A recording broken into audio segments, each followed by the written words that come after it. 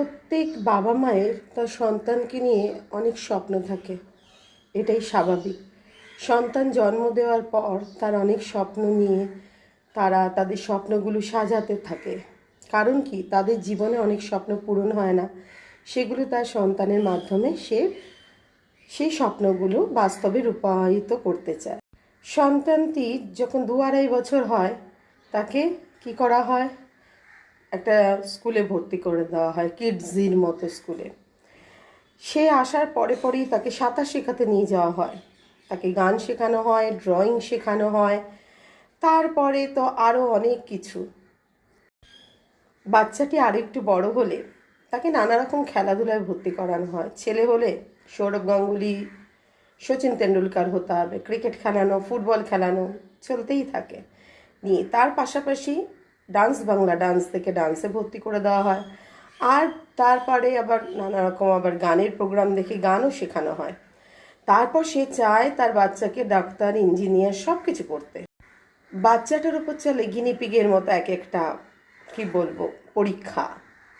তার বাবা মা যেহেতু বড় ক্রিকেটার হতে পারেনি, ফুটবলার হতে পারেনি, স্বপ্ন ছিল, হয়তো বা মায়ের স্বপ্ন ছিল ডাক্তার, ইঞ্জিনিয়ার করে তোলা হওয়ার জন্য, হতে পারেনি।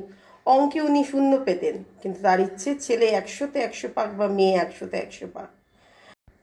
ছেলে মেয়েকে নিয়ে তার অনেক স্বপ্ন, কি যে করবে বাবা মা নিজেও জানে না। সব জায়গায় ছুটছে, cricket, football, volleyball, basketball, badminton, নাচ, গান, আঁকা। তারপরে তো রয়েছে, একজন টিচার তো সব পড়াতে পারে না, ফিজিক্স, কেমিস্ট্রি সব জায়গায় টিচার দিয়ে দেওয়া হয়েছে। রেজাল্ট কেন ভালো হচ্ছে না রে? আরে তুই এখানে খেলাই করতে পারছিস না, কিছু করতেই পারছিস না, চলছে তার উপর মানসিক অত্যাচার। বাচ্চাটা যখন বড় হয় এই প্রেশারগুলো আর নিতে পারে না, বাধ্য হয় তার বাবা মা নিয়ে যেতে কোনো সাইকোলজিস্টের কাছে, অথবা কোনো মানসিক রোগের ডক্টরের কাছে। কখনো করানো হয় কাউন্সেলিং, কখনো নানা রকম ওষুধ দিয়ে তাকে ঘুম পাড়িয়ে রাখা হয়। কেন করছেন এগুলো, কেন করছেন জিজ্ঞেস করা।